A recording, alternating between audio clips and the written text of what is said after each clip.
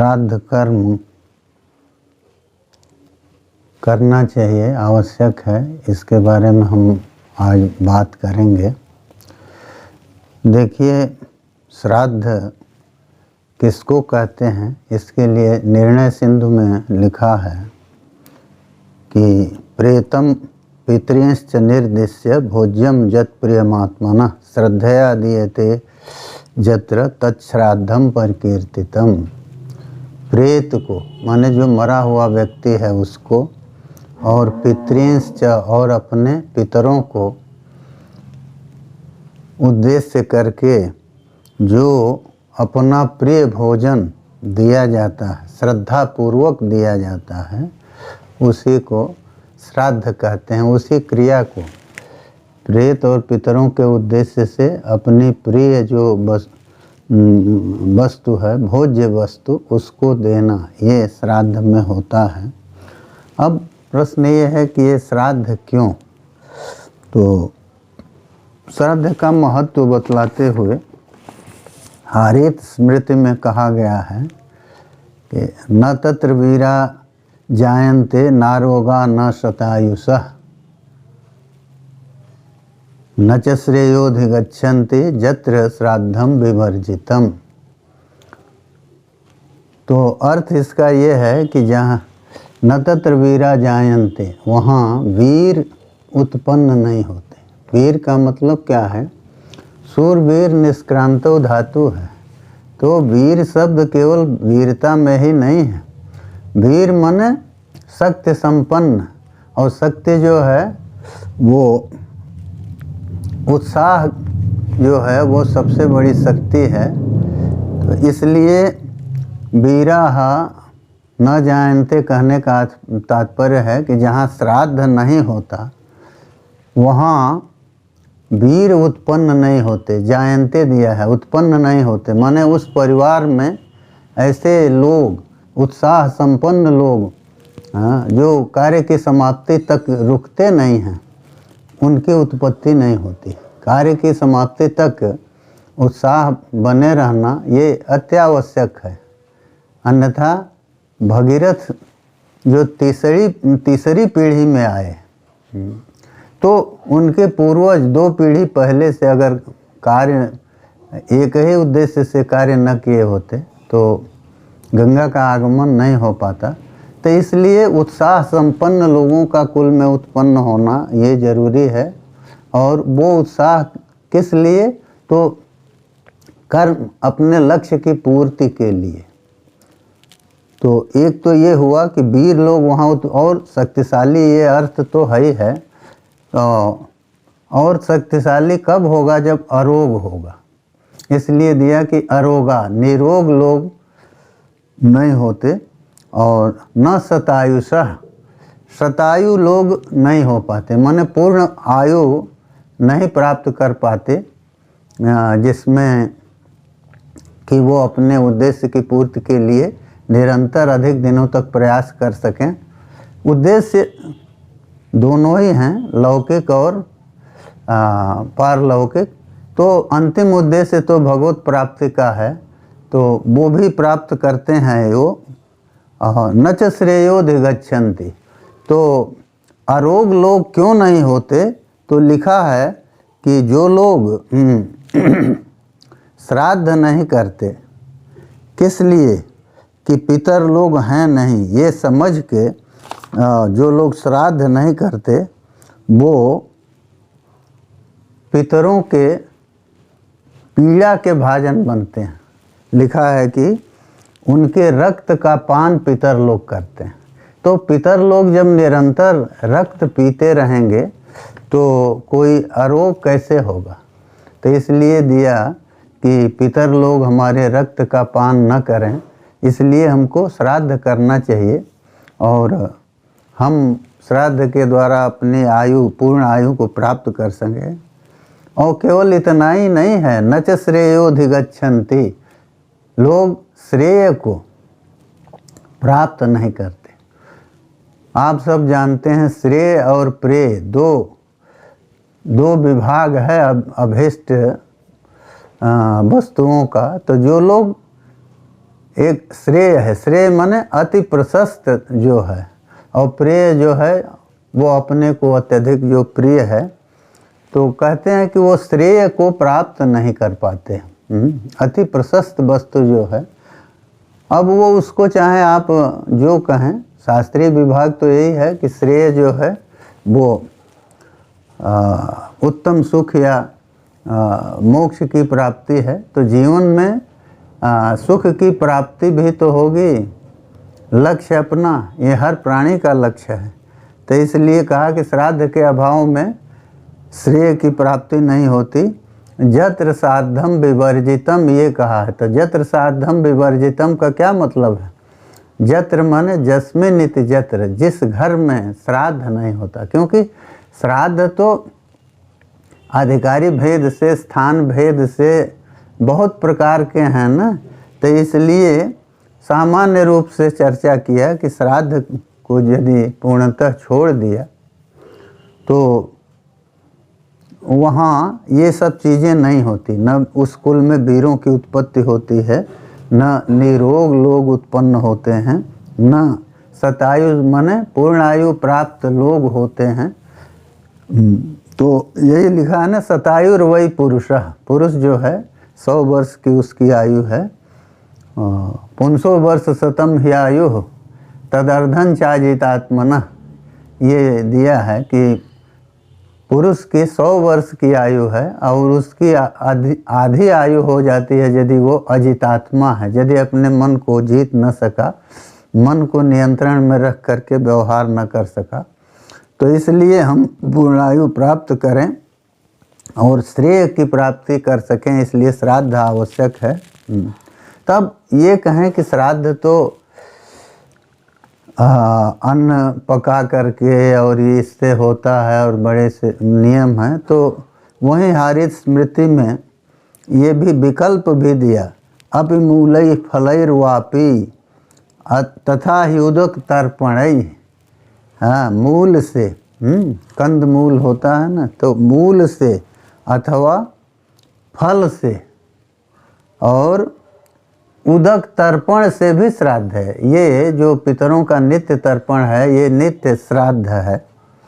और अविद्यमाने कुर्वन्ति, लेकिन इसको कब करते हैं?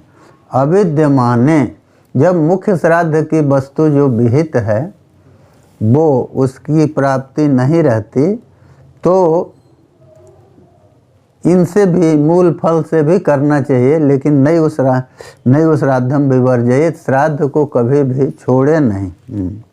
अब ये है कि ये श्राद्ध जो है वो क्यों आवश्यक है? तो देखिए, आवश्यक इसलिए है कि श्राद्ध से दो जो श्रेणी बनी है वो समाप्त होकर एक श्रेणी आती है। हमने पहले कहा है ना कि प्रेत को और पितरों को मरने के बाद, शरीर छूटने के बाद जीव जो है वो उसकी प्रेत संज्ञा दिया है। तो प्रेत है प्रकर्षेण इतः गतः प्रेत, वो बहुत अच्छी तरह से चला गया है, माने अब फिर वो लौटेगा नहीं। तो वो प्रेत जो है और पितर जो हैं, दोनों को उद्देश्य करके और पिंड दिया जाता है, श्राद्ध उनका करते हैं। तो प्रेतत्व की विमुक्ति होती है और प्रेत जो है वो पितृपंक्ति में, पितरों की श्रृंखला में मिल जाता है। तो जब प्रेतत्व की विमुक्ति हो जाती है श्राद्ध से, तो उसके बाद जो प्रतिवर्ष क्रियमाण श्राद्ध हैं, जो श्राद्ध किए जाते हैं, या प्रतिदिन जो तर्पण किया जाता है, या जो ब्राह्मण भोजनात्मक आदि भी श्राद्ध हैं, तो उन सब के द्वारा जो पितरों की तृप्ति होती है, तो उन श्राद्धों से प्रेत पंक्ति में, वो पितृ पंक्ति में मिला हुआ प्रेत जो है उसको भी वो प्राप्त होता है। तो इसलिए ये श्राद्ध आवश्यक है। और यही दिया है, वो एक वचन है कि आद्यम सौ विशुद्ध्यर्थम कृत्वान्यच्च त्रिषोडशम पितृपंक्ति विशुद्ध्यर्थम शतार्धे न तु मेलयेत। तो ये प्रेत को पितृपंक्ति में मिलाते हैं। जो लोग श्राद्ध की प्रक्रिया को जानते हैं उनको ये मालूम है कि किस तरह से प्रेत का पिंड जो है उसमें 3 भाग करके और पिता पितामह प्रपितामह के साथ उनको मिलाया जाता है उन खंडों को। तो उसके बाद वो जो है पितृपंक्ति में आ जाता है। लेकिन दिया है कि ये शतार्धे न तो मेलयेत, माने वो 50वां पिंड होता है। तो अब ये जो है पिंडों की गणना कैसे होगी, तो उसी वचन में तीनों बता दिया है कि आद्य श्राद्ध जो 11वें दिन होता है, आद्यम सौ विशुद्ध्यर्थम कृत्वान्यच्च त्रिषोडशम। आद्य श्राद्ध उसमें एकोदिष्ट है, वो एक पिंड उसमें दिया जाता है। और 3 षोडश हैं, त्रिषोडशम। 3 षोडश कौन? मलिन षोडशी, मध्यम षोडशी और उत्तम षोडशी। तो इनमें 16 उसका विशेष जो है वो आगे उस पर चर्चा करेंगे। लेकिन ये 48 पिंड हो गए और एक आद्य श्राद्ध का पिंड, ये 49वां पिंड माने 49 हो गए। तब दिया है कि पितृपंक्ति विशुद्ध्यर्थम शतार्धे न तु मेलयेत। पितृपंक्ति में विशुद्धि के लिए मिला दे उसको, प्रेत को। तो अब ये कहें कि ये कैसे होगा, तो सब कुछ मंत्र के प्रभाव से होगा। जैसे मंत्र जो हैं वो साबर मंत्र आदि का प्रभाव हमको अनुभूत हो रहा है लोक में, उसी तरह से मंत्र के प्रभाव से वो प्रेत जो है उसकी विमुक्ति होगी और प्रेत पितृपंक्ति में वो मिलेगा। तो इसके लिए श्राद्ध जरूरी है। और ये है, देखिए हम लोगों के यहाँ जो है वो संस्कार जो हैं वो जीव के माता के गर्भ में आते ही वहाँ से ही संस्कार शुरू होते हैं। तो उन संस्कारों से वो संस्कृत होता है माने जो दोष हैं उसके उनकी निवृत्ति होती है और इस तरह से वो विशुद्ध होता हुआ अंत में जब मृत्यु को प्राप्त करता है। उस संस्कारों की चर्चा पर उस पर हम विचार करेंगे। अभी तो ये श्राद्ध जो है मुख्यतः जो मृत्यु के अनंतर किया जाने वाला है उस पर हम चर्चा करेंगे। तो देखिए 3 षोडश की हम चर्चा किए, माने 16 पिंड का एक समूह बनाया और फिर दूसरा 16 पिंड का दूसरा समूह, अब फिर 16 पिंड का तीसरा समूह। इस तरह से त्रिषोडश नाम उसमें दिया। ये जो श्लोक हम बोले हैं, आद्यम सौ विशुद्ध्यर्थम कृत्वान्यच्च त्रिषोडशम पितृपंक्ति विशुद्ध्यर्थम शतार्धे न तु मेलयेत। तो ये 49 हो गए और 50वें पिंड से मेलन करे, शत का अर्ध 50वां पिंड हुआ। तो ये 16 पिंड जो 3-3 भाग में बटे हुए आप सुन रहे हैं, तो उनमें पहले 16 पिंड को मलिन षोडशी के नाम से कहते हैं। तो मलिन षोडशी जो है वो 100 प्राप्त होने पर, माने जब जीवात्मा निकल गया शरीर से तो उस समय वो उसकी शिव जो है वो 100 हो जाता है। तो 100 होने के बाद, प्रेतत्व की प्राप्ति के बाद वो 6 पिंड उसमें दिया है। जैसे गंगा किनारे सौदा हुआ तो 6 पिंड जो हैं उसी दिन, क्योंकि अस्थि संचय निमित्तक एक पिंड होता है, माने जहाँ शरीर छूटा है वहाँ एक पिंड देंगे, और फिर घर के दरवाजे पर एक पिंड देंगे, फिर विश्राम स्थान पर एक पिंड देंगे, फिर वहाँ जाके चिता स्थान पर एक देंगे, फिर चिता पर देंगे, फिर एक जो है वो अस्थि संचय के निमित्त शरीर के जलने के बाद देंगे। तो वो है, तो ये 6 इस तरह से होता है। और 10 दिन के भीतर फिर 10 पिंड दिए जाते हैं, तो 10 और 6 16 हो गया। तो 10 दिन के भीतर जो 10 पिंड दिए जाते हैं, तो देखिए इसमें दिन की गणना भी आती है, क्योंकि 10 दिन में ये विधान है कि आप या प्रतिदिन एक एक पिंड दीजिए, या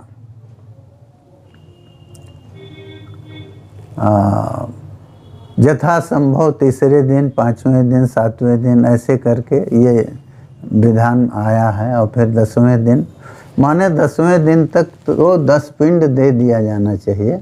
और पहले दिन के 6 रहेंगे।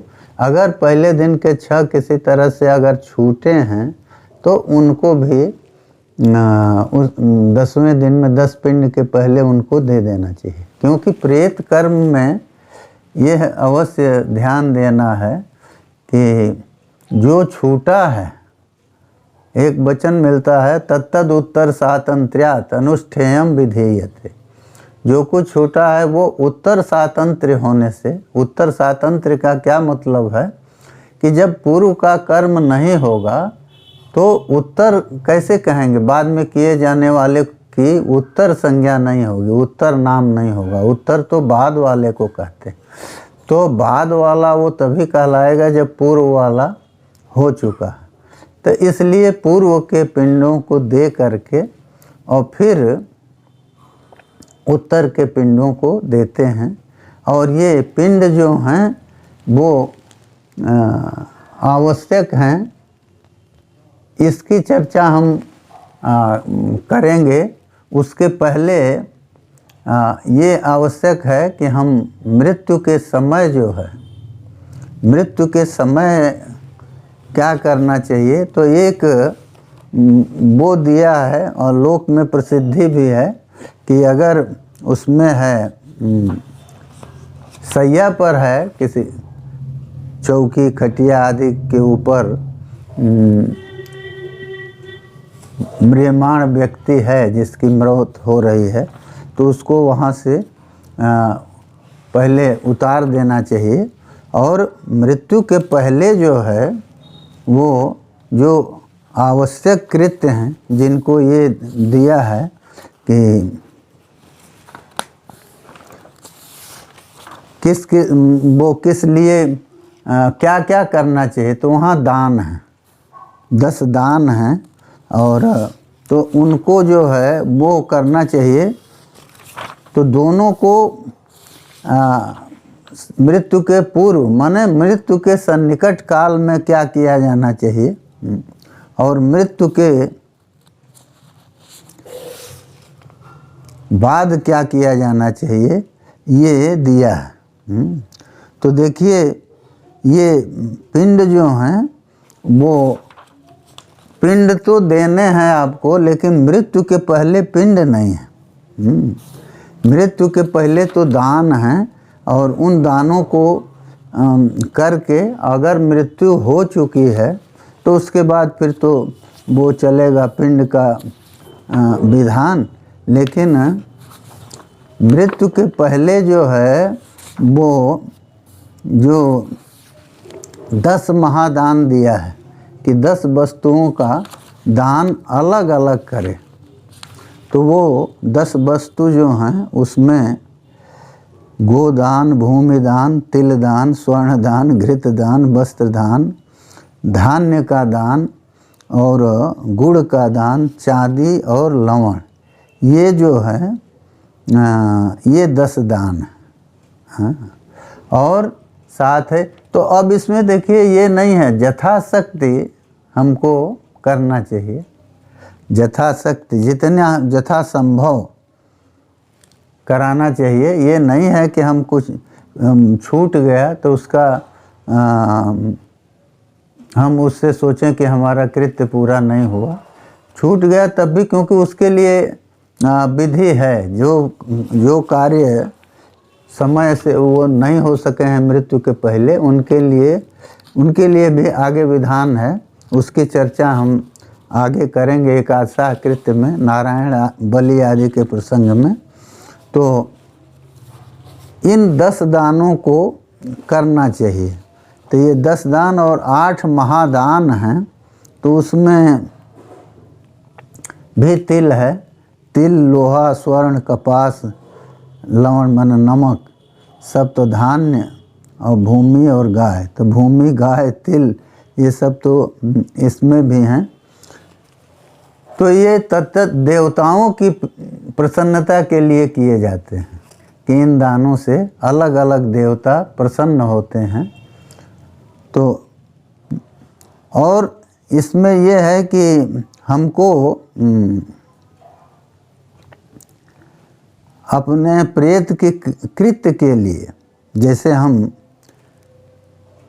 पिता की मृत्यु के बाद श्राद्ध कर रहे हैं तो उसके या दाह संस्कार करेंगे, फिर श्राद्ध करेंगे, तो उसमें जो है हमको एक गोदान का विधान है कि अधिकार प्राप्ति के लिए गोदान हम करें, और फिर उसके बाद जो है वो आगे का कृत्य करें।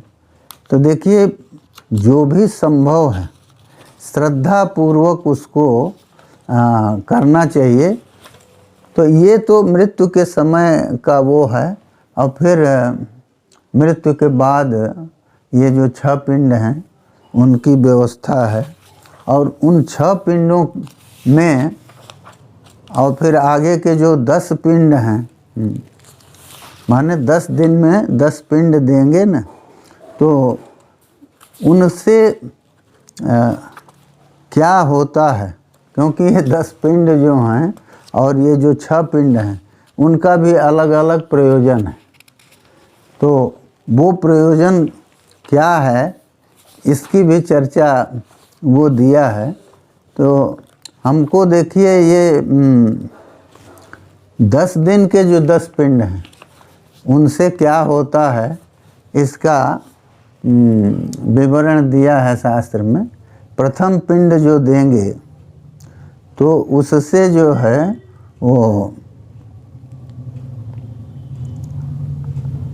ये प्रेत के शरीर की निर्मिति के लिए, माने इन 10 पिंडों से प्रेत का शरीर बनता है।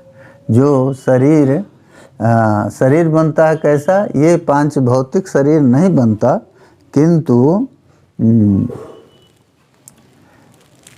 वो आतिवाहिक शरीर है, लेकिन वो दिखाई तो नहीं देगा लेकिन बनता है। जो ये लोग शंका करते हैं कि आगे पिंड दिया जाता है तो उसको एकादशाह द्वादशाह के दिन तो प्रेत उसको कैसे लेगा, तो उसका 10 दिन में शरीर बन जाता है। इस और कैसे कैसे बनते हैं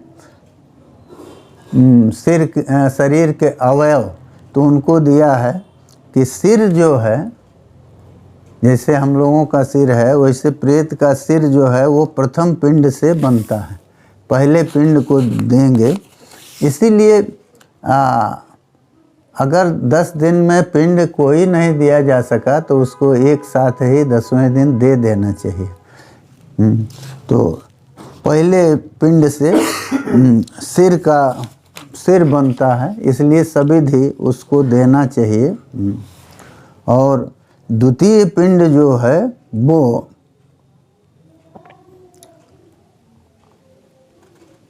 द्वितीय पिंड से ये दिया है कि जब हम सविधि देंगे तो वो पिंड जो है वो कर्ण अक्ष नासिका माने कान आँख और नाक ये इससे बनेंगे। ये द्वितीय पिंड से ये होता है। और तृतीय पिंड जो है उससे गला और भुजा वक्षस्थल और अंश माने कंधा ये बनते हैं। तो ये तृतीय पिंड से ये निर्माण होता है। और फिर चतुर्थ पिंड जो है उसके द्वारा नाभि लिंग और गुदा स्थान के का ये पूरक होता है चतुर्थ पिंड। तो इसलिए इस चौथे पिंड से ये इन अंगों का निर्माण होता है। और पंचम पिंड जो है वो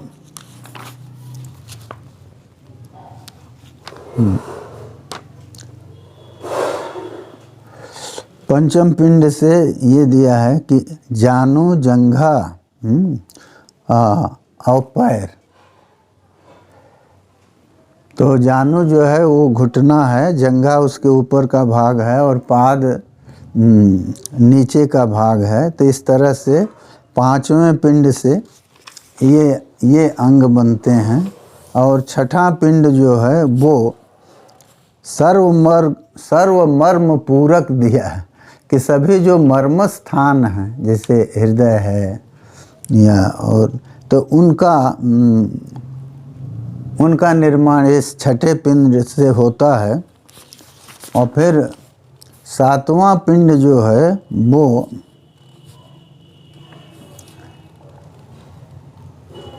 प्रेतत्व की विमुक्ति तो है।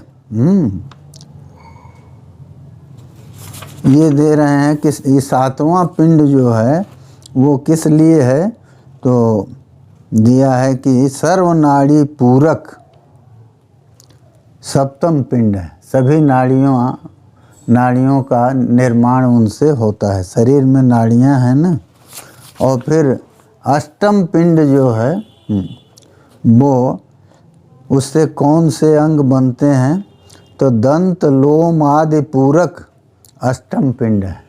दांत और रोम आदि उससे बनते हैं। तो नौवां पिंड जो है वो इसी क्रम में आता है। और उसके द्वारा होता क्या है, तो वीर्य और रजः पूरक नवम पिंड है। शरीर में वीर्य और रज की उत्पत्ति उससे होती है, क्योंकि दोनों शरीर होते हैं ना, स्त्री शरीर और पुरुष शरीर। तो उनमें रज और वीर्य की निष्पत्ति इस नवम पिंड से होती है। और दसम पिंड जो है वह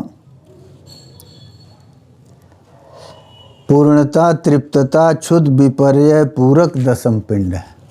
वो शरीर में जहाँ कोई कमी हो जो भी उसको वो पूर्ण करता है, तो पूर्णता को देने वाला है और तृप्तता को देने वाला और क्षुद्र विपर्य का पूरक है। तो क्षुद्र पूरक है और क्षुद्र विपर्य पूरक ये दसवां पिंड है। तो क्षुद्र का पूरक और उसका विपर्य माने उल्टा। तो क्षुद्र विपर्य माने बुभुक्षा का जो होना है, तो उसमें तो वो क्षुद्र पूरक पिंड होगा। और विपर्य पूरक अन्य जो कुछ जो उससे अतिरिक्त चीज़ें हैं उनका भी पूरक वो पिंड होगा। तो इस तरह से 10 पिंडों की ये व्यवस्था है। तो 10 पिंड दे देने पर 10 दिन में तो ये प्रेत का पूरा शरीर बन जाता है। और फिर प्रेत का शरीर बनने पर वो आगे जो आप उनको देंगे वो चीज़ें वो उनको मिलेंगी, या माने उनका आवाहन आदि करेंगे तो आवाहन आदि तो पहले भी होगा, तो केवल संबोधन करके और इन पिंडों को देते जाएंगे कि आपके शरीर के निमित्त, शरीर के अंगों के निर्माण के लिए ये पिंड दिए जा रहे हैं। तो ये दिया है। अब 10वें दिन आवश्यक कृत्य ये है कि 10वें दिन मुंडन कराया जाए। पहले दिन ये है, कहीं कहीं आचार के अनुसार पहले दिन मुंडन करा के आगे वो करते हैं अग्निदाह वगैरह। तो लेकिन ये लिखा है कि बपनम त्वनुभाविनाम, जो लोग दुख का अनुभव करते हैं उनके लिए बपन जो है वो आवश्यक है। तो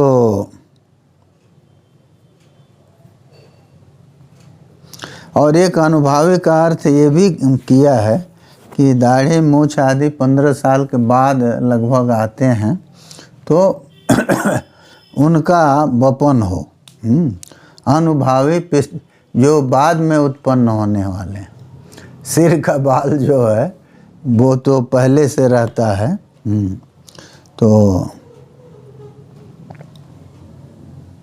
तो इसलिए इनका भी क्षौर कर्म सिर के बाल के साथ साथ करना चाहिए। ये दिया है। और जब ये अर्थ है कि जो लोग प्रेत के वियोग के दुख का अनुभव कर रहे हैं उनका बपन होना चाहिए, तो उसमें फिर जो बच्चे हैं छोटे, ये तो उनके बपन प्राप्त नहीं होता, क्योंकि वो तो दुख का अनुभव नहीं कर पाए। लेकिन अब परंपरा जो है लुप्त न हो, वो उस समय से अगर उनका यथासंभव बनता रहा बाल, तो वो आगे भी उसको बनवाने के लिए उस परंपरा को स्वीकार करेंगे, नहीं छोड़ देंगे। तो